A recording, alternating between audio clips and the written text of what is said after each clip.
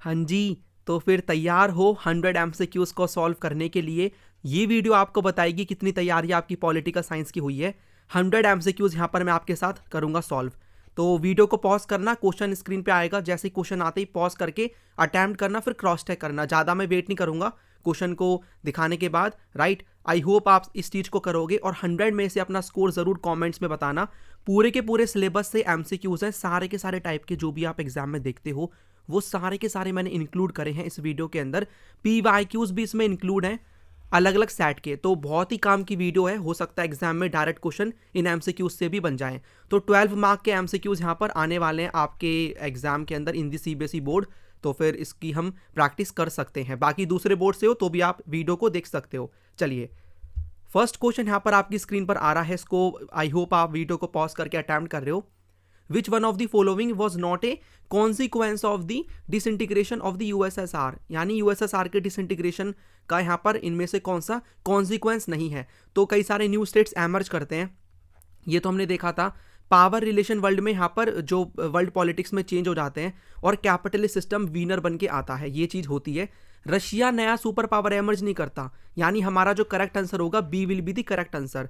दूसरा क्वेश्चन यहाँ पर है, choose the correct option that has significantly contributed to the process of globalisation.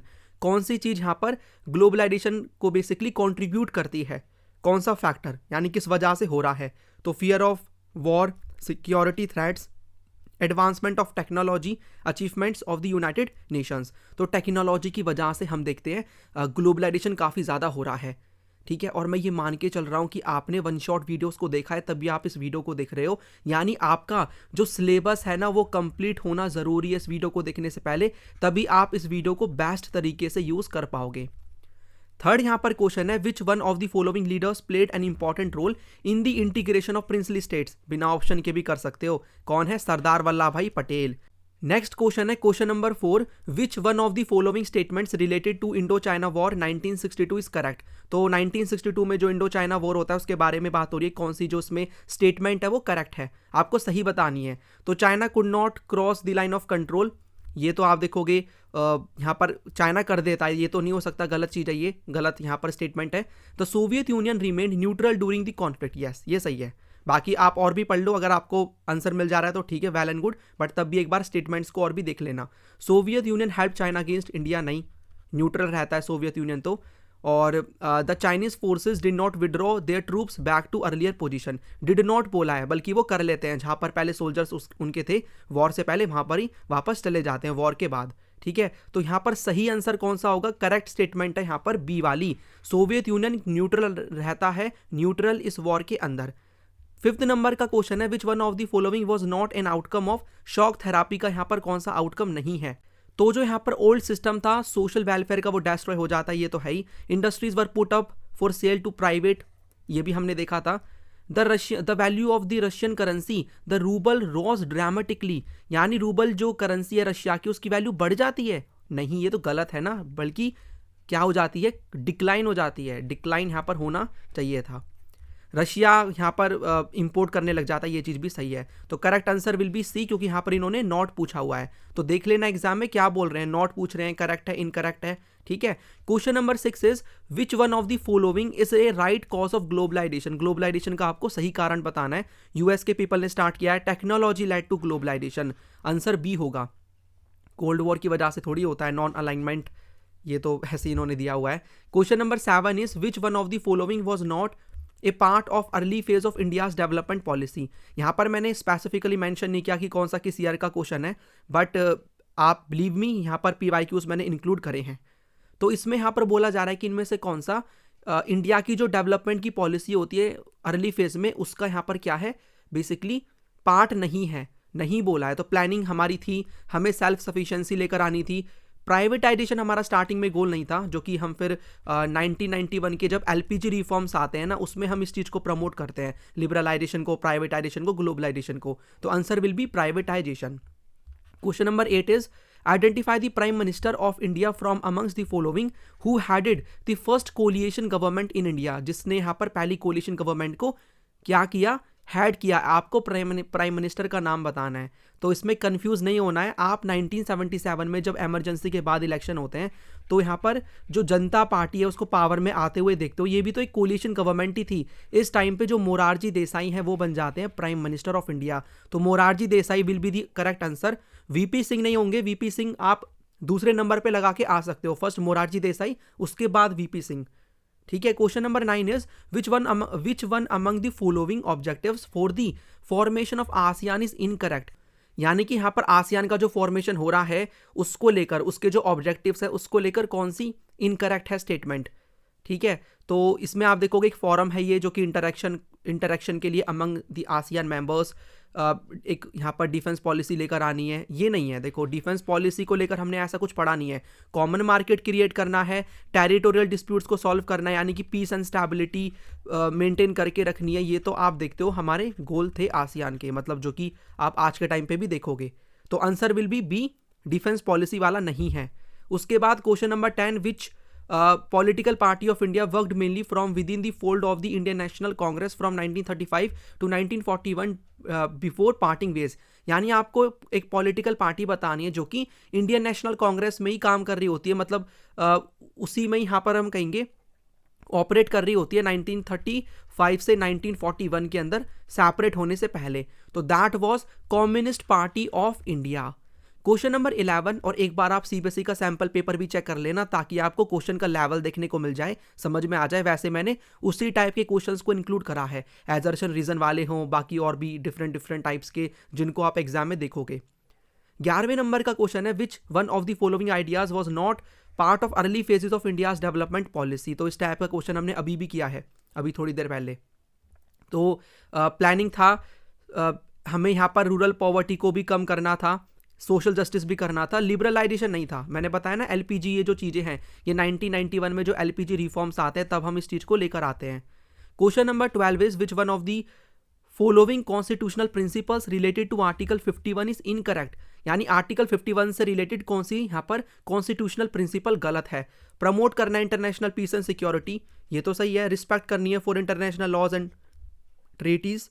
उसके बाद यहाँ पर सी है, encourage settlements of international disputes by arbitration, ये भी सही है। यानी D will be the correct answer. सारी चीजें प्रॉपर तरीके से मैंने कवर कराई हैं वन शॉट में। Question number 13 is the union of Soviet socialist republics USSR came into being after the socialist revolution, जिसको रशियन रेवोल्यूशन भी कहते हैं, जो कि कब आता है, कब होता है, 1917 के अंदर होता है। Question number 14 is identify the political party which less Mphasis on the idea of one country one culture and one nation. तो कौन सी पॉलिटिकल पार्टी इस आइडिया पे यहाँ पर एम्फासिस देती है। दैट वाज भारतीय जनसंघ। इसके बारे में याद रखना, right. Question number 15, which one of the following states is not a Baltic Republic. आपको ना यहाँ पर एक बाल्टिक सी देखने को मिलेगी और उसके आसपास 3 कंट्री मिलेंगी। इसीलिए इन कंट्रीज को बाल्टिक यहाँ पर रिपब्लिक्स बोलते हैं, कंट्रीज बोलते हैं। इनमें से कौन सी नहीं है, तो आपको यहाँ पर एस्टोनिया मिलेगी, लटविया मिलेगी, लिथुआनिया भी मिलेगी।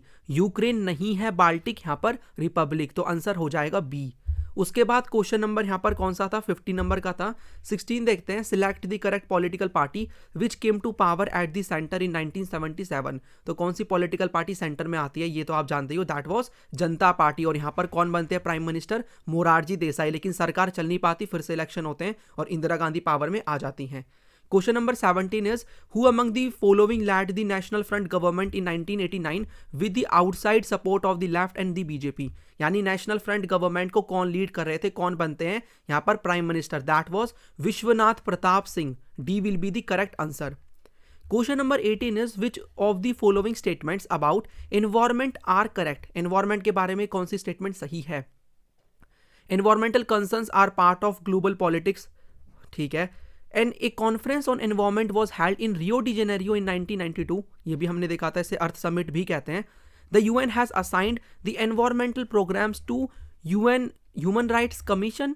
मतलब यूएन ने एनवायरमेंट की चीज़ों को, एनवायरमेंट को लेकर जो भी प्रोग्राम्स है उसका काम यूएनएचसी को दे रखा है, मतलब यूएन ह्यूमन राइट्स कमीशन को दे रखा है। नहीं, यूनाइटेड नेशन एनवायरनमेंट प्रोग्राम को ये चीज़ दी गई है। यानी कि अब देखो ऐसे क्वेश्चंस में ना एलिमिनेशन टेक्निक का यूज़ आप कर सकते हो। वो कैसे? यहाँ पर आपको पता है कि 3 तो ये हो नहीं सकता, इसको एलिमिनेट कर दो, जहाँ पर भी 3 है उसको हटा दो आप, यहाँ पर भी 3 है, यहाँ पर भी है, यहाँ पर भी है, अब ऑटोमेटिकली आपका आंसर बी होगा।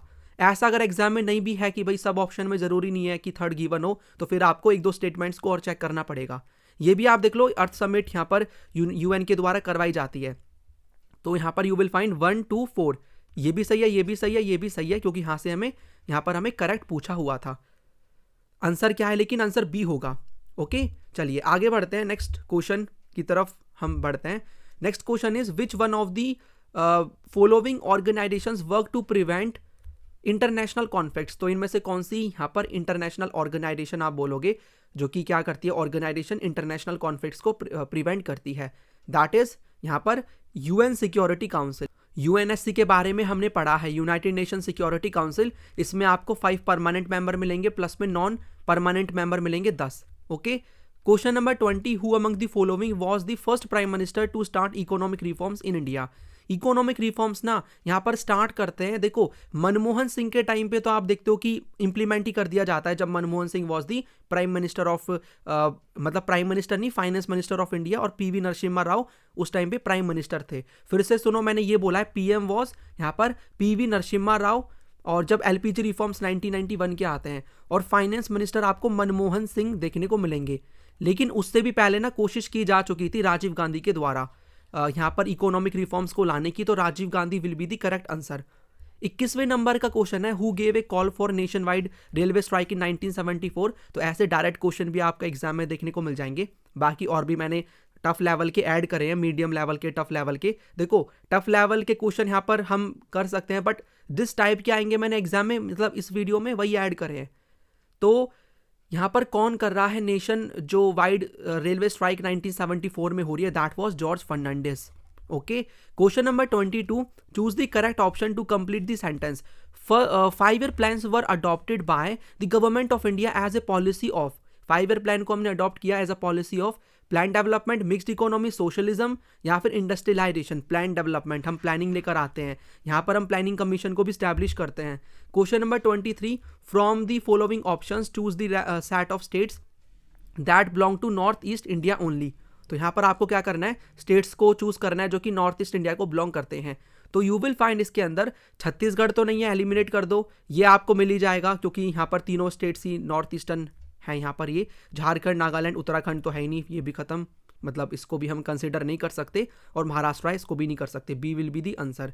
क्वेश्चन नंबर 24, एजर्सन रीजन वाले क्वेश्चंस को करने का तरीका मैं आपको ऑलरेडी बता चुका हूं। पहला स्टेप है चेक करो कि स्टेटमेंट सही है या फिर नहीं है। उसके बाद जो दूसरा स्टेप आपको देखने को मिलेगा, this is the step 1, and the step 2 is आपको यहाँ पर रिलेशन फाइंड आउट करना है दोनों के बीच में, कि क्या कोई रिलेशन एग्जिस्ट कर रहा है, उसको वो एक्सप्लेन कर रहा है कि नहीं कर रहा, रीजन एजर्शन को। तो यहाँ पर एजर्शन गिवन है, the United Nations is expected to cope better with the unipolar world. Reason यहाँ पर आप देखोगे, after the disintegration of Soviet union many new countries joined the United Nations. You will find here कि आप पहले check करो, देखो दोनों स्टेटमेंट सही हैं। अब पहली स्टेटमेंट को पढ़ो, एजर्शन को पढ़ो। एजर्शन क्या कह रहा है? United nation is expected to cope better with the unipolar world, यानी उसे एक्सपेक्ट किया गया कि यूनिपोलर वर्ल्ड के टाइम पे वो सही तरीके से यहाँ पर ट्रीट करे, मतलब सही तरीके से काम करे। और उसके बाद यूएसएसआर के डिसइंटीग्रेशन के बाद यूएन में कई सारी कंट्रीज ज्वाइन हो जाती हैं। क्या आपको दोनों के बीच में कोई रिलेशन देखने को मिल रहा है? नहीं ना, तो आंसर विल बी बी। दोनों सही तो हैं, बट आर ए को करेक्टली एक्सप्लेन नहीं कर रहा। क्वेश्चन नंबर 25, एजर्शन गिवन है और फिर से रीजन गिवन है, हम एक बार पढ़ते हैं। During constitutional monarchy 1990s the political parties and the common people of Nepal wanted to have a more open and responsive system of government. यानी लोग यहाँ पर 1990s पे ये आपको लोग मिलेंगे, पॉलिटिकल पार्टीज मिलेंगी जो कि डिमांड कर रही थी कि एक रिस्पॉन्सिबल सरकार लेकर आओ। Reason is the king with the help of army retained full control over the government and restricted the expansion of democracy in Nepal. अब एक बार आप बिकॉज लगा के देखो, हर बार ये ट्रिक काम नहीं करेगी बिकॉज वाली, बट अभी लगा के देखो। देखो बिकॉज, क्योंकि किंग क्या कर रहा था, आर्मी के थ्रू यहाँ पर पूरी सरकार पे कंट्रोल कर रहा था और इसके साथ साथ डेमोक्रेसी को भी रिस्ट्रिक्ट किया जा रहा था। यानी दोनों सही हैं और आर करेक्ट एक्सप्लेनेशन है ए की। उसके बाद 26 नंबर का क्वेश्चन है, कब यहाँ पर आर्टिकल 370 को जम्मू एंड कश्मीर में से हटा दिया जाता है।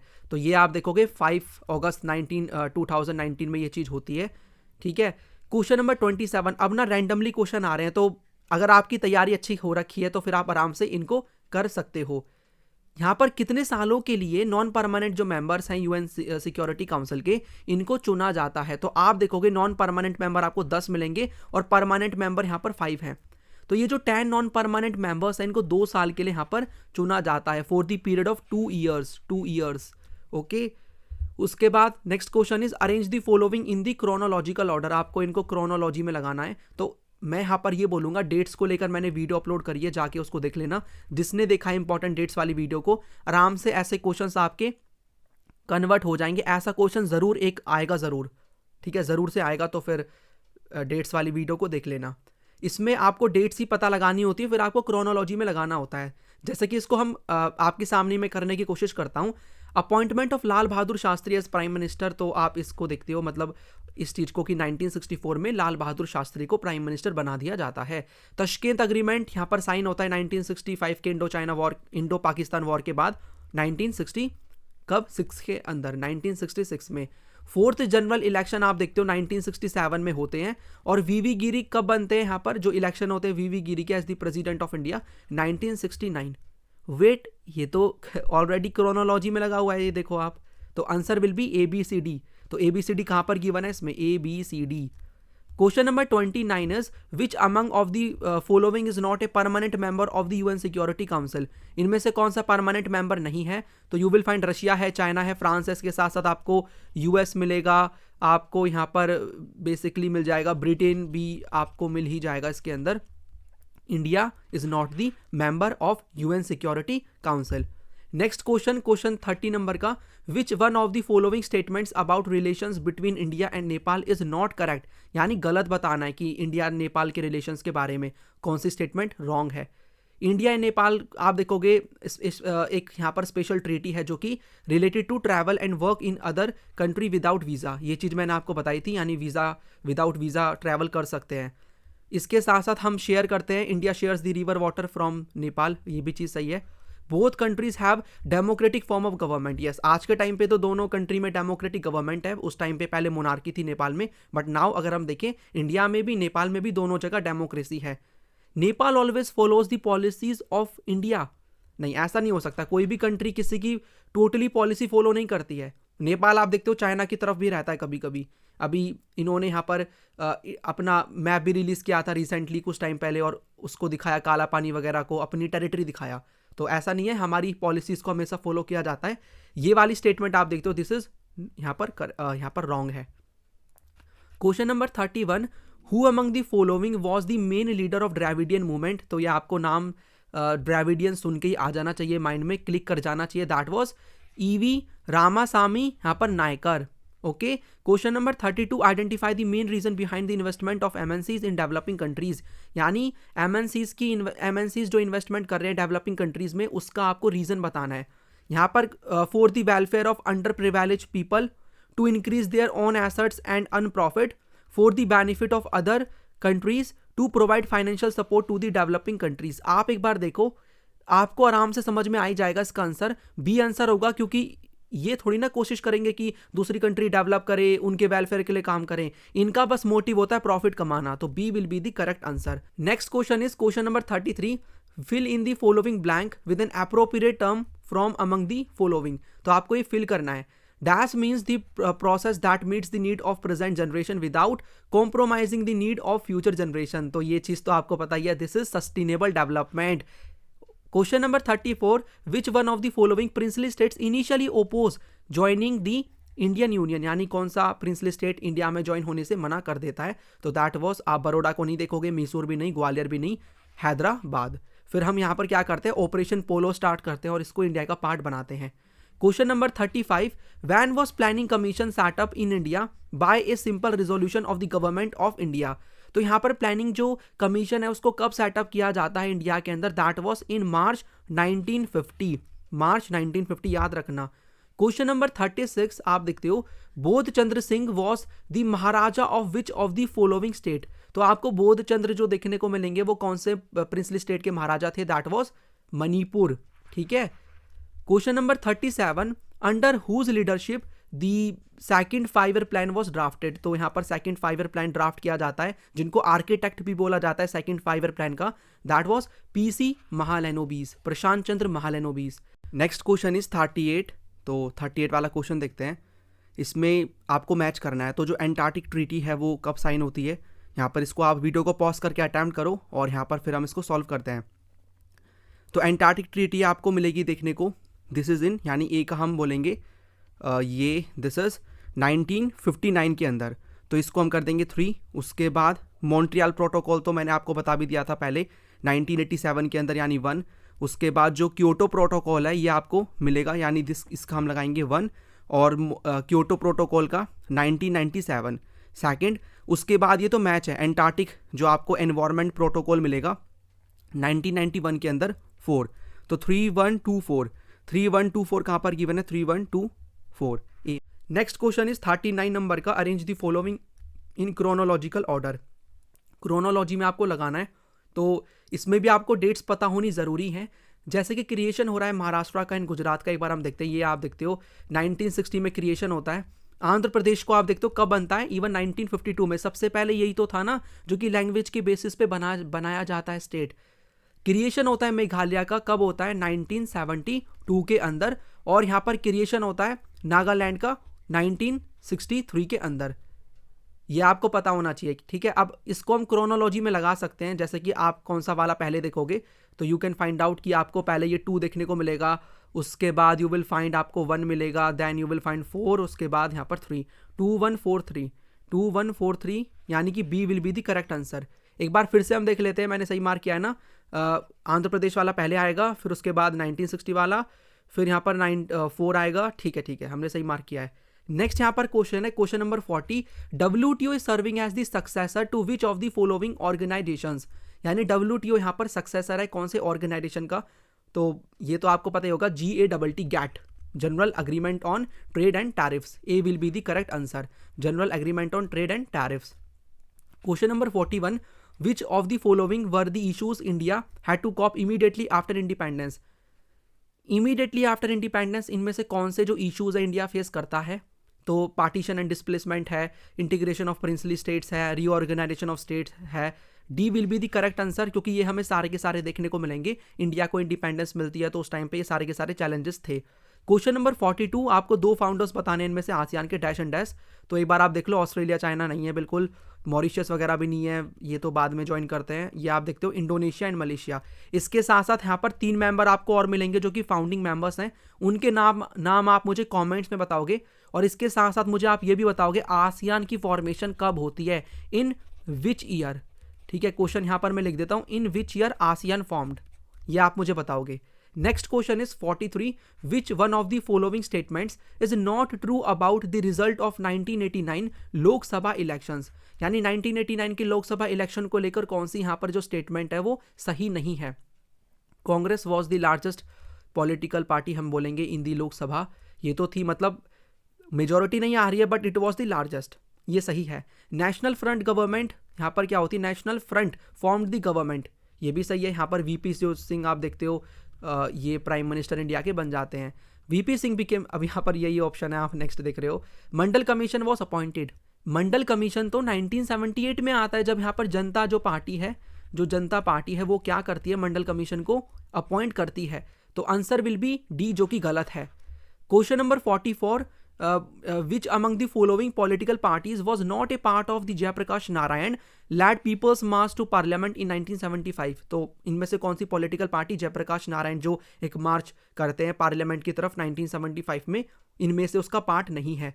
तो आप देखोगे भारतीय Jansangh was there, Bharatiya Lokdal was there, socialist party भी थी, इवन कांग्रेस ओ भी आपको देखने को मिलेगी ऑर्गेनाइजेशन। तो D will be the correct answer, none of the above.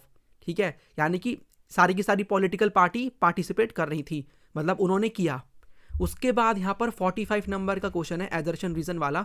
Assertion is India pleaded with the super powers for comprehensive nuclear disarmament yet India oppose the indefinite extension of the NPT and also refuse to sign the CTBT. यानी India ने basically यहाँ पर इन दोनों को sign नहीं किया है, reason is these treaties were severely applicable to the non nuclear powers and legitimise the monopoly of the 5 nuclear weapon powers.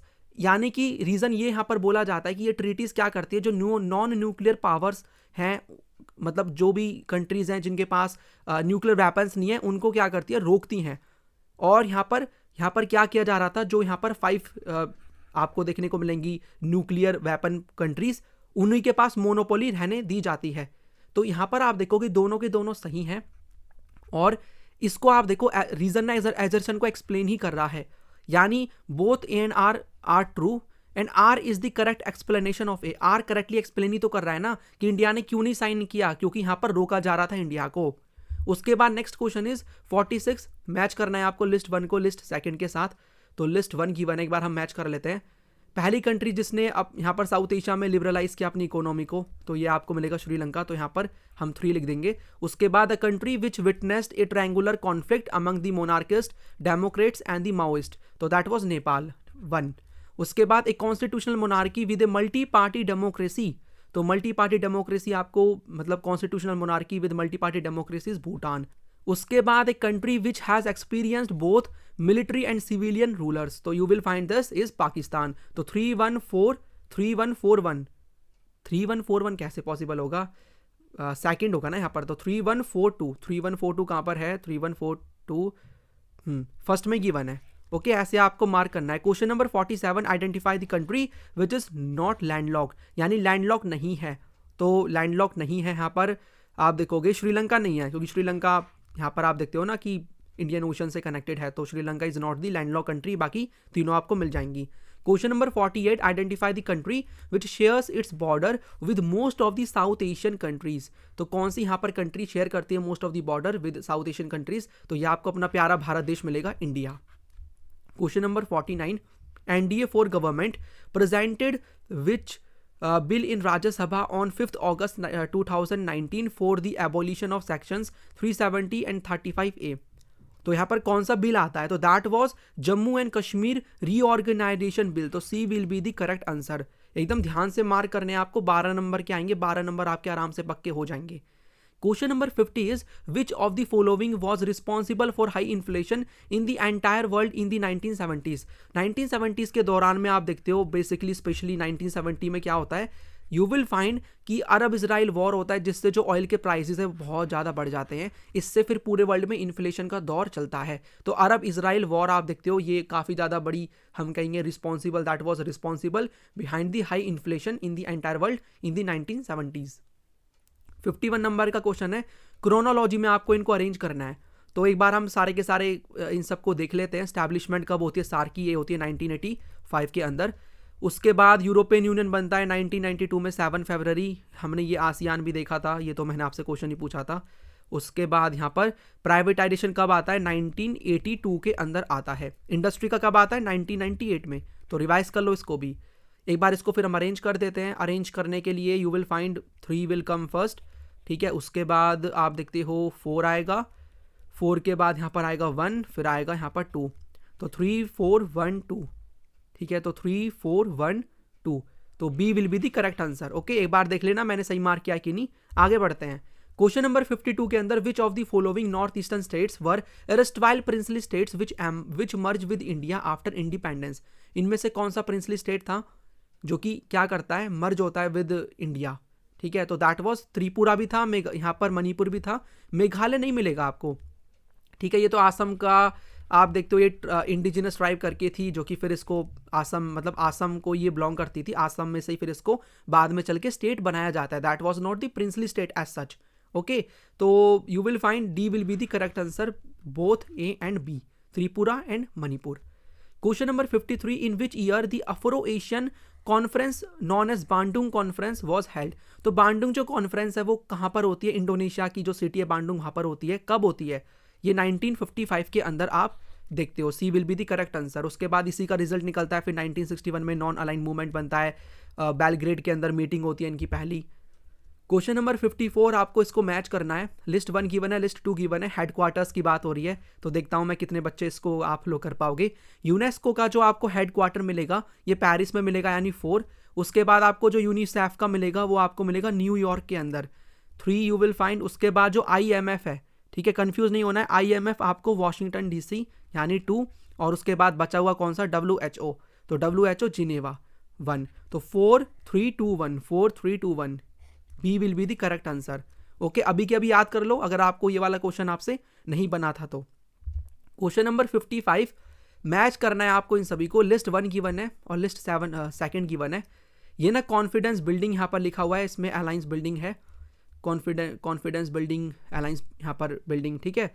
तो you will find confidence building के अंदर, आप इसको एक बार मैच करो, वीडियो को पॉज करके हम इसको एक बार देखते हैं।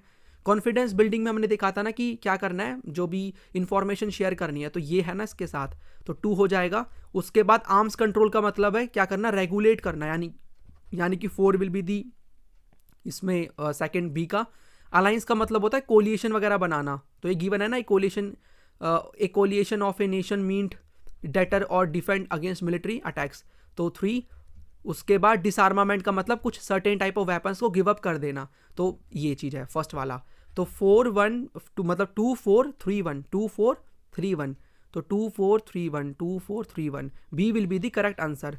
नेक्स्ट क्वेश्चन 56 नंबर का, in which year Bharatiya Janata, यहाँ पर भारतीय जनसंघ है, भारतीय जनसंघ कब फॉर्म होती है, तो भारतीय जनसंघ आप BJS देखते हो, दैट वाज फॉर्म्ड इन 1951 और फाउंडर प्रेसिडेंट आपको श्यामा प्रसाद मुखर्जी मिल जाएंगे। Question number 57, which elections result was called the political earthquake, तो यहाँ पर कौन से इलेक्शन के रिजल्ट को पॉलिटिकल अर्थक्वेक बोला जाता है, ये आप देखते हो 1967 के इलेक्शंस को। Next question is 58, what was the primary reason cited by Indira Gandhi for declaring the national emergency in 1975, Indira Gandhi ने कौन सा रीजन दिया इमरजेंसी डिक्लेयर करने का, that was economic crisis, threats from neighbouring countries, ये था internal disturbances and threats to security, C will be the correct answer. Okay, question number 59 is, what were the economic issues taken up as a part of the Assam movement, Assam में जो movement होता है उसके आपको बताने हैं कि वो कौन कौन सी प्रॉब्लम्स के बारे में बताते हैं, यानी कि कौन कौन से इकोनॉमिक इश्यूज जो आसम के लोग हैं वो आउटसाइडर्स के आने की वजह से फेस कर रहे थे, तो दैट वाज आपको ये दोनों के दोनों देखने को मिलेंगे। एक तो पॉवर्टी काफ़ी बढ़ रही थी और unemployment, D will be the correct answer. Question number 60 is, apart from being deputy prime minister which portfolio did Sardar Patel hold, Sardar Patel deputy prime minister थे, उसके साथ साथ ही was India's first home minister. Next question is question number 61, इसमें assertion given है, the era of multi party system began after the election of 1989, multi party system 1989 के election के बाद शुरू हो जाता है, ये चीज़ सही है। Reason is election in 1989 led to the defeat of the Congress party and ended its dominance over the Indian party system. देखो दोनों सही हैं, अब यहाँ पर दोनों में आप कनेक्शन भी देख सकते हो, क्योंकि जो मल्टी पार्टी सिस्टम स्टार्ट हो रहा है 1989 के इलेक्शन के बाद, वो इसीलिए हो रहा है क्योंकि 1989 के इलेक्शन में जो कांग्रेस पॉलिटिकल पार्टी है वो यहाँ पर हार जाती है और जो डोमिनेंस चल रहा था यहाँ पर इसका वो खत्म हो जाता है। तो both A and R is true and R is the correct explanation of A will be the correct answer. अब एग्जाम में ऐसा हो सकता है कि आपको ये तो पता लग जाए कि एजर्शन सही है, रीजन सही है, गलत है, लेकिन आपको ये पता ना लग पाए कि मतलब इन दोनों ऑप्शन में बहुत कन्फ्यूजन रहता है। तो जो भी आपको बेस्ट लग रहा है ना, जो भी आपको लग रहा है कि हाँ हो सकता है, वो मार्क करके आ जाना। ओके, वैसे समझ में आ जाएगा अगर आपने चैप्टर्स को अच्छे से पढ़ा है तो।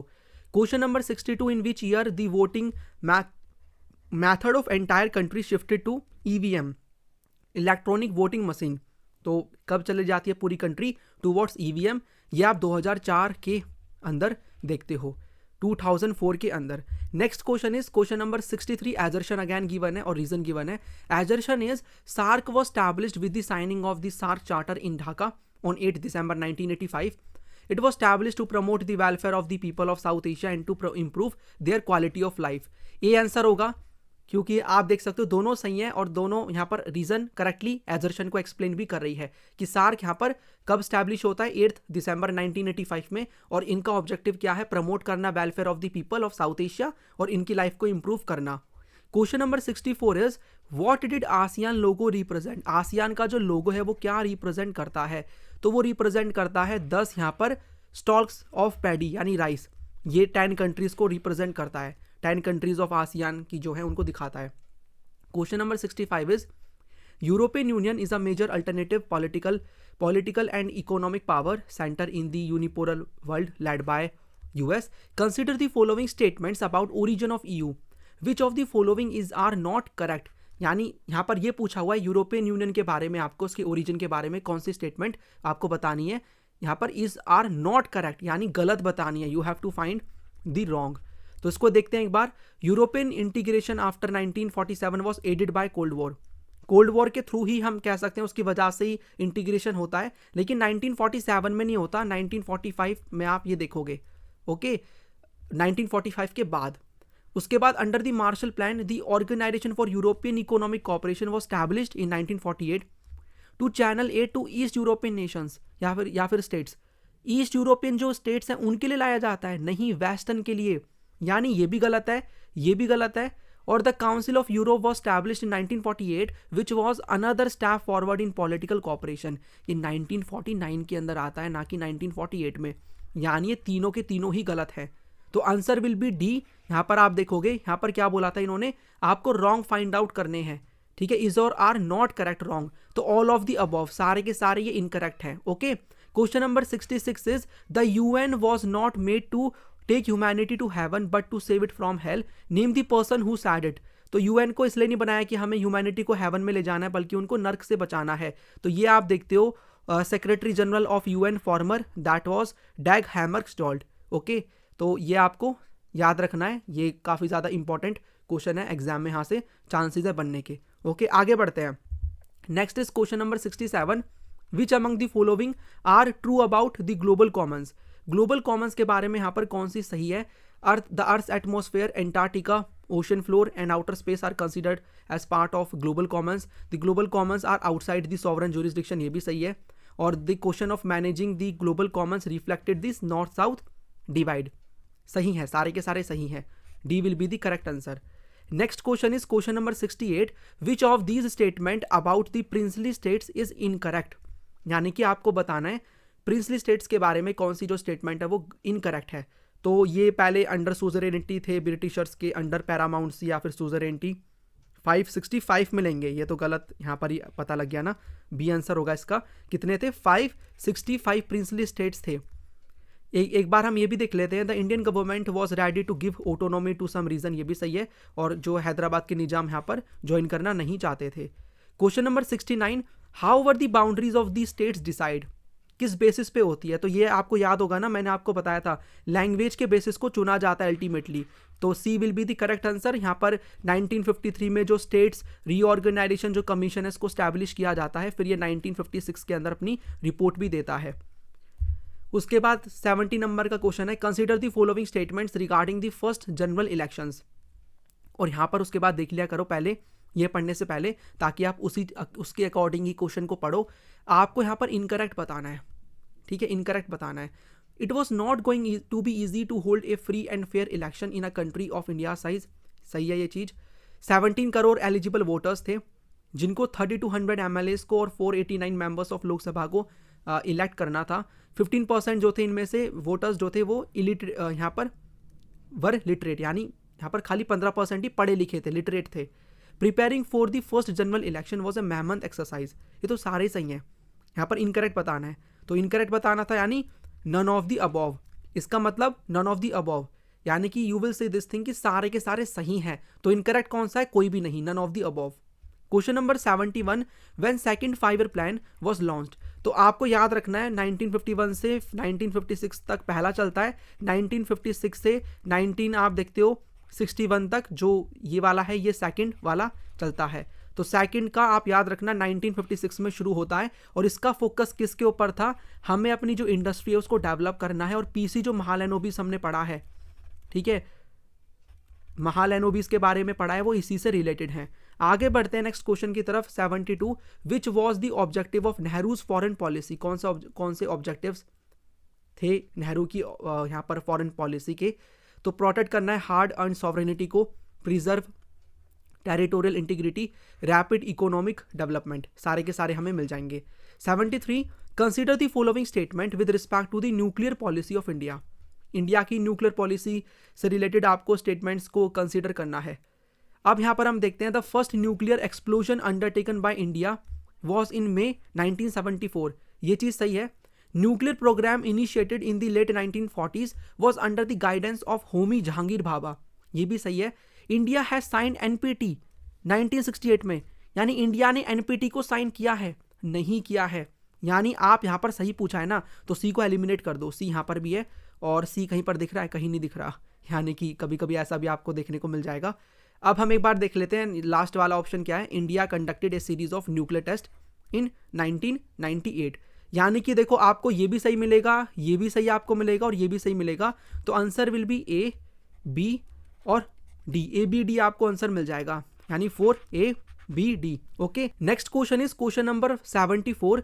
The global think tank the club of Rome published which book on the potential depletion of earth's resource. तो ये आपको कौन सी यहाँ पर देखने को मिलेगी book? That is limits to growth. Question number 75। Why Shastri resigned from the position of railway minister. तो ये क्यों रिजाइन कर देते हैं? क्योंकि यहाँ पर एक रेलवे एक्सीडेंट होता है, उसकी ये रिस्पॉन्सिबिलिटी लेते हैं। Question number 76।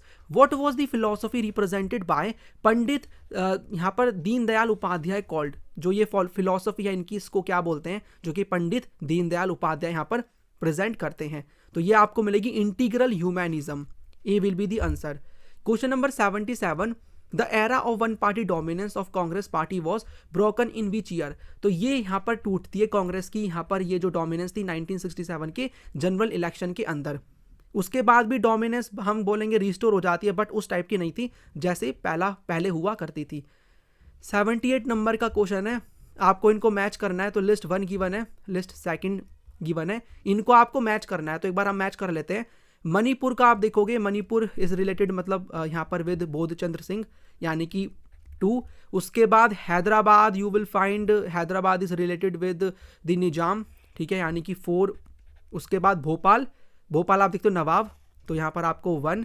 और उसके बाद Jammu and Kashmir with the Hari Singh, तो 3। तो 2 4 1 3, 2 4 1 3, 2 4 1 3। तो B will be the answer 2 4 1 3। आगे बढ़ते हैं नेक्स्ट क्वेश्चन की तरफ। 79 है। Given below are 2 statements. Statement 1 given है और स्टेटमेंट 2 गिवन है। पहली में क्या है? In first 5 year plan of India one of the basic aim of the planners was to raise the level of national income.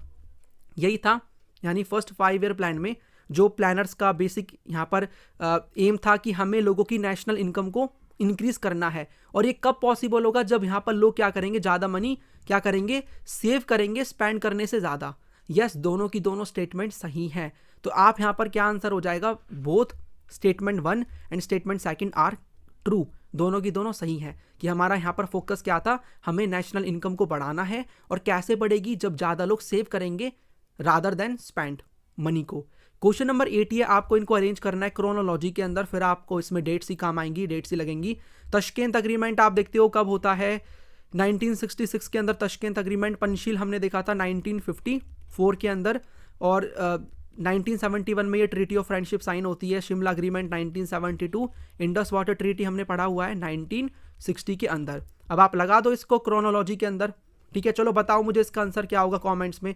एक बार हम इसको देख ही लेते हैं। तो आपको इसमें पहले तो मिल जाएगा बी देखने को, उसके बाद यू विल फाइंड ई हो जाएगा, ठीक है, ए हो जाएगा उसके बाद, और उसके बाद यहाँ पर सी एंड फिर डी, सी डी। तो B E A C D, B E A C D, B will be the correct answer. Next question is 81 number का। In 1967 various non Congress parties came forward to form a joint legislative party called. यानी कि सारी political party एक साथ मिलकर आती हैं और वो 1967 में क्या करती हैं, जॉइंट लेजिस्लेटिव पार्टी बनाती है कांग्रेस को टक्कर देने के लिए। दैट वाज संयुक्त विधायक दल, ठीक है। Next question is 82। The year 1967 is considered a landmark year in India's political and electoral history in the given context which of the statements is are true.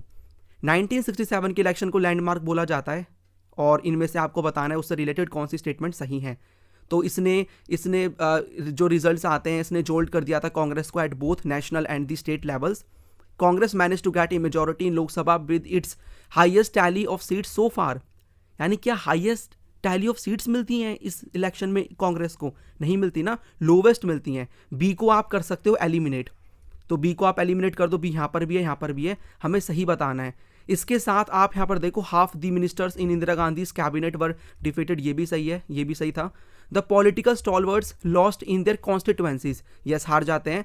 The Congress lost majority 9 states, देखो Congress 9 states में सरकार नहीं बना पाती, लेकिन 7 states में कांग्रेस को यहाँ पर मेजोरिटी नहीं मिल पाती है और 2 स्टेट्स में डिफेक्शन की वजह से सरकार नहीं बन पाती। तो 7 स्टेट्स में यहाँ पर मेजोरिटी लॉस कर देती है कांग्रेस, ना कि 9 स्टेट्स में। 9 में सरकार नहीं बन रही है क्योंकि 2 में डिफेक्शन की वजह से नहीं बन पा रही है, तो this is wrong.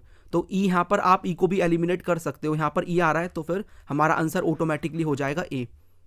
Next question is 83 number का, arrange the following important events of 1970s in A chronological order. आपको इन्हें क्रोनोलॉजी में लगाना है, तो इसके लिए डेट्स पता होना जरूरी है एज आई टोल्ड अर्लियर, और आप डेट्स वाली वीडियो को जाकर देख लेना। 42nd, इसको एक बार करते हैं। देखो यू विल फाइंड दिस कि 42nd जो कॉन्स्टिट्यूशनल अमेंडमेंट है ये 1940 आप देखते हो 1976 के अंदर होती है। केशवानंद भारती केस 1973 में आता है। एमरजेंसी को डिक्लेयर 1975 में किया जा रहा है। और जो जयप्रकाश नारायण यहाँ पर पार्लियामेंट में मार्च करते हैं, that was also in the 1975, but ये पहले होगा, एमरजेंसी के लगने से पहले होगा ये चीज़। तो first is Keshavananda Bharati case हो रहा है, उसके बाद ये मार्च की जा रही है जयप्रकाश नारायण के द्वारा, फिर एमरजेंसी लग रही है, उसके बाद ये जो 42nd कॉन्स्टिट्यूशनल अमेंडमेंट है ये सामने आती है। तो answer will be BDCA, BDCA। तो C will be the correct answer, BDCA। Next question is 84th number का, the AASU and the Asom Gana Sangram Parishad organise themselves as a regional political party called, यानी जो आसू करके है और जो असोम गण संग्राम परिषद है ये मिलकर एक पॉलिटिकल पार्टी बनाते हैं, दैट वाज असोम गण परिषद। तो C will be the correct answer. Next question is आपको इन्हें मैच करना है, तो यहाँ पर लिस्ट 1 में कुछ इवेंट्स गिवन है, लिस्ट 2 में ईयर गिवन है, सो मैच करते हैं। पंजाब हाईकोर्ट किससे रिलेटेड है, ये आप देखोगे हरचंद सिंह लोंगोवाल, ठीक है, तो इसको यहाँ पर हम कर देंगे 2nd। उसके बाद instrument of accession with the Jammu and Kashmir यानी 3 हो जाएगा। उसके बाद Mizo national front with the Laldenga, और उसके बाद Naga national council with the Angami Zapu Phizo. तो आंसर विल बी यहाँ पर हो जाएगा 2314, 2314। तो 2314 यहाँ पर सी ऑप्शन में गिवन है। Next question is 86th number का, arrange the following prime ministers in the chronological order of their services. अब देखो अटल बिहारी वाजपेयी की माइनॉरिटी गवर्नमेंट पहले भी बनती है, बट आप ऑप्शंस को देखोगे तो यू विल फाइंड कि पहले यहाँ पर ए में देखो, इसमें क्या गिवन है, ए गिवन है ना, लेकिन डी को आप चेक करो तो डी में आप देख रहे हो मनमोहन सिंह को, लेकिन मनमोहन सिंह के बाद तो नरेंद्र मोदी आते हैं, तो इसको हम कंसीडर नहीं कर सकते। यानी आपको पहले यहाँ पर जो फुल टर्म है उसको देखना होगा कि जिसने फुल टर्म कंप्लीट करी या फिर कुछ पर्टिकुलर टाइम तक के लिए रहे थे एज अ प्राइम मिनिस्टर। तो आपको पहले मिलेंगे HD देवे गौड़ा, तो यहाँ पर सी हो जाएगा। उसके बाद आई के गुजराल आपको मिलेंगे यानी कि E, then you will find Atal Bihari Vajpayee, then you will find Manmohan Singh, और उसके बाद आप देखोगे नरेंद्र मोदी को। तो CEADB, CEADB, तो B will be the correct answer, C, ठीक है। और उसके बाद यहाँ पर ई एंड देन ए, और देन यहाँ पर डी आप देखते हो, फिर B. Next question 87, premier Zhou Enlai proposed the 4 modernisations are. Zhou Enlai 4 modernisation लेकर आए थे, तो दैट वाज, इसमें हमें एजुकेशन नहीं मिलेगा, इसमें भी एजुकेशन गिवन है और हियर है also education. Answer will be B, agriculture, industry, science and tech और military. Next question is 88th number का, what is meant by a coalition government. Coalition government कौन सी होती है, तो party that loses election with big margins, democratic government, agreement between 2 or more parties to form government, the party won with majority in the election। तो आपको coalition government मिली जुली सरकार मिलेगी, that is C, agreement between 2 or more parties to join to form government। Question number 89 is, in east Pakistan the popular struggle against West Pakistan domination was led by. तो east Pakistan में जो waste Pakistan के domination के against में जो यहाँ पर struggle होता है उसको कौन लेड करता है, दैट वाज शेख मुजीब उर Rahman. Question number 90 is, what was the prime target of first 5 year plan of India. तो इंडिया का जो फर्स्ट 5 ईयर प्लान था उसका आपको टारगेट क्या देखने को मिलेगा, हमें क्या करना था, इंडस्ट्री को मतलब एग्रीकल्चर को डेवलप करना था।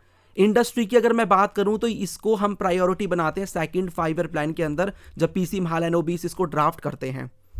नेक्स्ट क्वेश्चन इज 91 नंबर का, who was the founder of Congress socialist party. Congress socialist party के आपको फाउंडर कौन मिलेंगे, राम मनोहर लोहिया।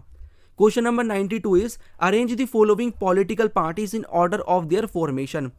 आपको क्या करना है, फॉर्मेशन के बेसिस पे लगाना है, तो आपको डेट्स पता होनी जरूरी है। बट द ट्रिक इज, आपको पता है ना कि इंडियन नेशनल कांग्रेस सबसे पहले बनती है 1885 के अंदर, तो आप डी देखो, सबसे पहले डी आपको मिलेगा, तो automatically A will be the answer. बाकी हम और भी जो पॉलिटिकल पार्टीज हैं उनका देख लेते हैं। भारतीय जनसंघ आप देखते हो 1951 के अंदर ये बनती है। जनता पार्टी 1977 में इमरजेंसी के बाद बनती है और ये बनती है 1925 के अंदर। तो यू कैन सी कि आपको वही मिल जाएगा पैटर्न, पहले डी, उसके बाद you will find C, then you will find A और उसके बाद बी। ठीक है, तो A will be the correct answer. Next question is 93 number का, after the 1996 general elections which government came into power. 1996 में जो इलेक्शन होते हैं उसके बाद कौन सी सरकार पावर में आती है, तो आपको पता ही होगा यूनाइटेड फ्रंट, और इसके अंडर जो यू विल फाइंड की 2 प्राइम मिनिस्टर बनते हैं, एक तो एच डी देवे गौड़ा और एक आई के गुजराल।